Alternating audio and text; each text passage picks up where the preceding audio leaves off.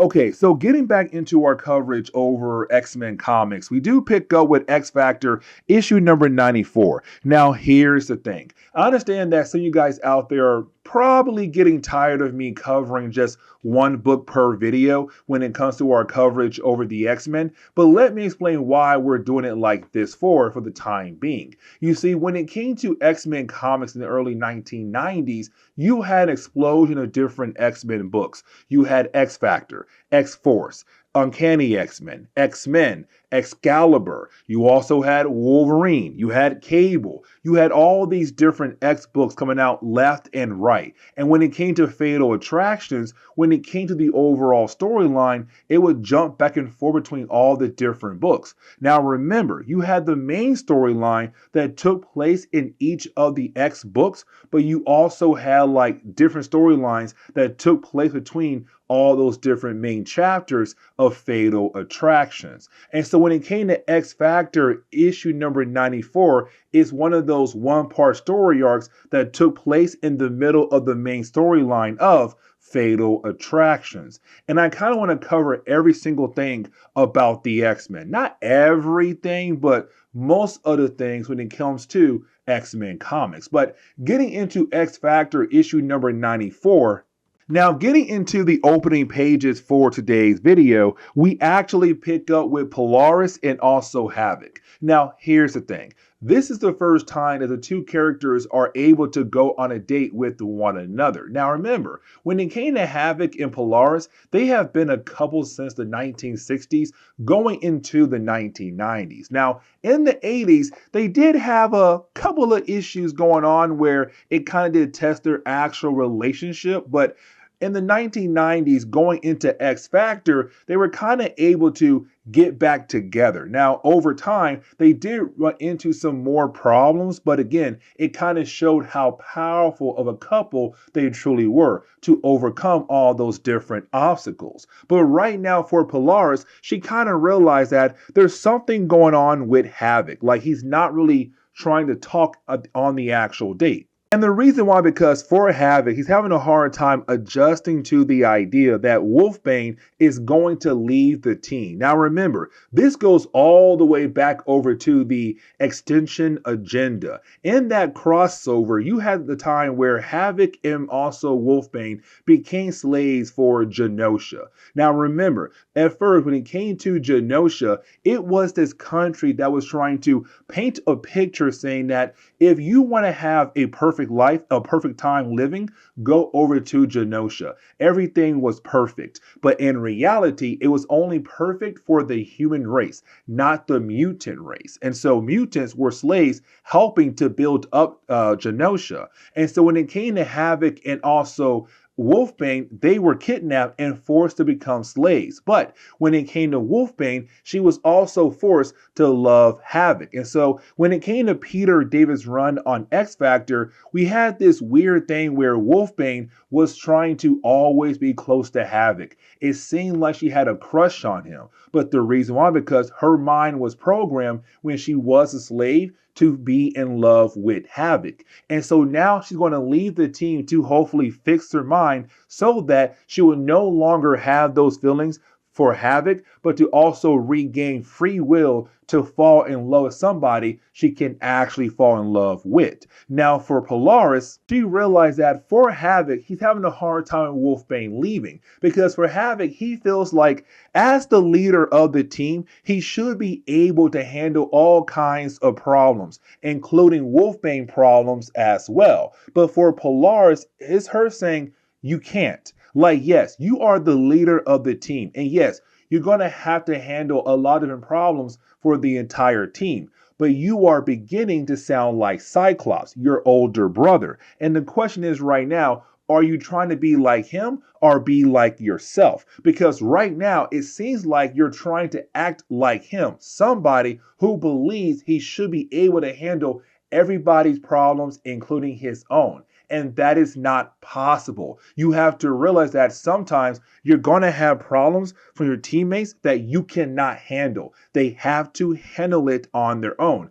Like Wolfbane. Yes, she's a young girl, but she has to handle it on her own. Now, again, these two characters are on a date right now. But while being on a date, they kind of overhear somebody at the restaurant talk bad about them because, well, they are mutants. And it does cause a whole commotion in the actual restaurant. Now we do jump over to Wolfbane, and we see her on a jet that was made by the government to give her the ability to fly over to Muir Island so the lab there can begin the process of trying to cure her mind. But we also see her with Strong Guy. Now for me personally, I kind of like this moment. And the reason why, because it's a quick callback over to what Peter David did when it came to his run on X Factor. And let me explain. You see, in his run, we had a character known as Strong Guy, right? And we all learned that Strong Guy had the ability to absorb kinetic energy. Now, when he did, his body would grow in size.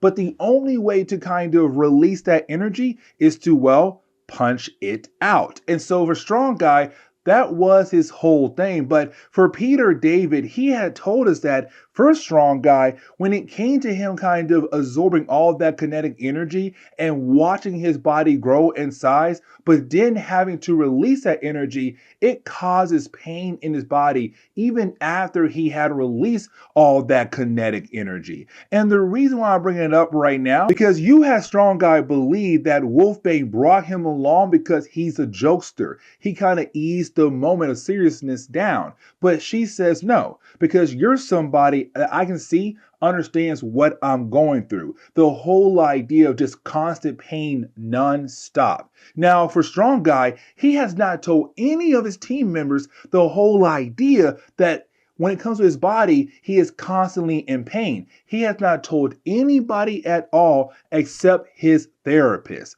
But is Wolfbane saying no? I walked outside one day, I saw you, and you were just sitting there, but you were crying. And it kind of showed me and told me that you are somebody who is constantly going through something, constantly going through some kind of battle with your body.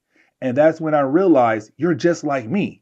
Now, I want to jump over to Quicksilver. Here's the reason why. Because for Quicksilver, he's kind of wondering, where does he belong in the world? And let me explain. Because this is a man who had been trying to run away from all of his problems. You know, over the years, a lot of people look at him as, oh, you are Quicksilver, the son of Magneto. And he hates the idea that people think of him like that. But the problem is, he is the son of Magneto. Somebody with the world is a super villain. But on top of that, he was somebody who fought alongside with the Avengers. He is somebody who fought alongside with different characters of all these X-Men books. But at the same time, he feels like he does not belong with the Avengers nor X Factor. For him, he wants to be part of his family lives with Crystal and their daughter. Now remember, when it came to Peter David, he did establish the whole idea that there could be a chance that him and Crystal could possibly get back together. But the problem is he overthinks things, because when he ran into somebody who was trying to break up his marriage once again, that guy said, hey, you know, there was a period of time where you guys were not together. You were actually separated. What if she was with somebody else while y'all were not together? Now, she told him, no, I was not with anybody else. But that doubt was already in his mind. And because he's always thinking fast, it leads into him kind of overthinking, it seems like. For me personally here. Now, this is all me, what I think I'm reading here as I read this section. But for me personally, it kind of seems like that. But it's him wanting to be back in the lives of his wife and his daughter. But the problem is, once again, he pushed him away because he overthinks things. But while we are focusing on Quicksilver, I kind of want to shift our focus onto Jamie, because you do have one of his clones walk into the room where Quicksilver is at. But this is also reminding us that for Jamie Madrox, he's kind of going through the ringer. And let me explain, because in a previous story arc, he had to kill somebody in the middle of the battle, one of the acolytes. And for him, that was kind of like his first kill. And he hated the idea that he killed somebody. So his mind right now is currently broken. And so you have clones of him kind of watching him. It's kind of weird. Like the clones, they're kind of like, yeah, he killed somebody, but they have moved on because they don't have the emotion that he's having right now. But again, they're getting tired of watching the original Jamie Madrox. It's really crazy and weird, but at the same time makes a lot of sense. I want to jump back over to the dinner between Havok and also Polaris, because when we last saw them earlier in this video, they had somebody who was just a regular human, hated the idea that there were mutants in the restaurant. And so you have the guy kind of make a few more remarks towards them. Now, for Polaris, she's not the calm type when it comes to Havok and Polaris, coupling. And that's kind of weird because for us, over the years in Marvel Comics, Havok's more of the hot-headed character. But when it comes to these two characters, she's more hot-headed than he is. And so for Polaris, she wants to be like, hey, you know what? That is completely wrong. And so it kind of leads into an argument. Now, while you have Polaris and Havok kind of going at that guy, you have other people at the restaurant getting involved. You have some folks like, hey, you know what? She is right. It is completely wrong to be rude towards mutants. But you have other ones like, hey, I hate mutants. Y'all should all die or just go away. And so it does lead into a full-on argument / brawl in the middle of the restaurant. Now, I want to jump over to Strong Guy and also Wolfbane. Now, when it came to Wolfbane, like I said earlier, when she was on Genosha, she was a slave. Now, follow me here. When that was done to her, she was a human. Now, for Wolfbane, she has the ability to turn into, well, a wolf. Now, in X Factor comics, she kind of stayed in this middle form, or I call it a werewolf form, because she was technically a werewolf to me, where it was right in the middle between a human form and her wolf form. But here's the thing, like I said, when she was on Genosha, when they turned her into a slave, she was in her human form. And so we had learned that her mind was kind of in a human state of mind. But when she had changed over to her werewolf form, her wolf form, her mind state had completely changed to the point where the whole programming done to her mind when she was on Genosha no longer affected her as long as she stayed in the werewolf form, wolf form. Now, she still was madly in love with Havok, but she was no longer thinking like a slave. She had the ability of free will. But if she goes back into her human form, she basically loses that free will ability. And so when they arrive at Muir Island to kind of fix her mind, she has to go back to her regular human form, where in her mind, she is a slave. She has no free will.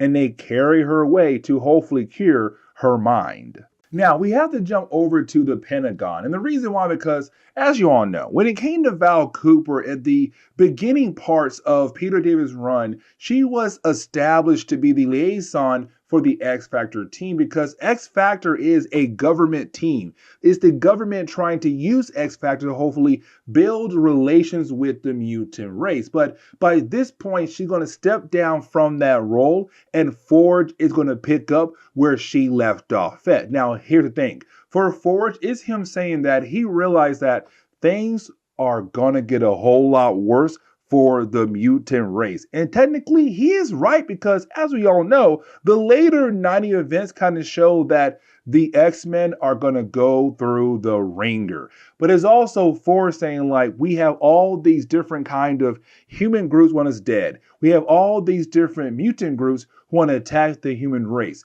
We have so much going on that it's time for me to go ahead and step up and fight alongside with the rest of the X-Men teams out there. Now, for me, this kind of bothered me a tad bit because in our earlier parts of our coverage over the X-Men, when it came to Forge, he kind of hated the idea of trying to fight for a dream where it's Charles Xavier wanting to have humans and mutants live together. For him, he believed that that goal can never actually happen. And it kind of seemed like he hated the idea of fighting at all to achieve better things for the mutant race. But I guess now it's like, you know what? He changed his mind. He wants to try to bring more peace towards the mutant race the best he can. But either way, he'll now be in charge of X Factor. Now, Polaris and Havok, they got arrested for, well, the whole brawl at that restaurant, but while they are leaving, you do have Polaris go ahead and talk to the crowd of reporters about them being arrested, but also it's them kind of like saying, hey, you know what? We hate the idea of what's happening between the mutants and the human race. Now, literally, when it comes to the ending of this book, it's going to lead into another story arc for X Factor where you're going to have a character known as Random trying to kill Polaris. And the reason why, because for Random, he is a mercenary. And so it seems like somebody hired him to go after Polaris. But that will be seen in our next X Factor video. With that being said, this is where we are going to end today's comic book video. So guys, see y'all next time. Later.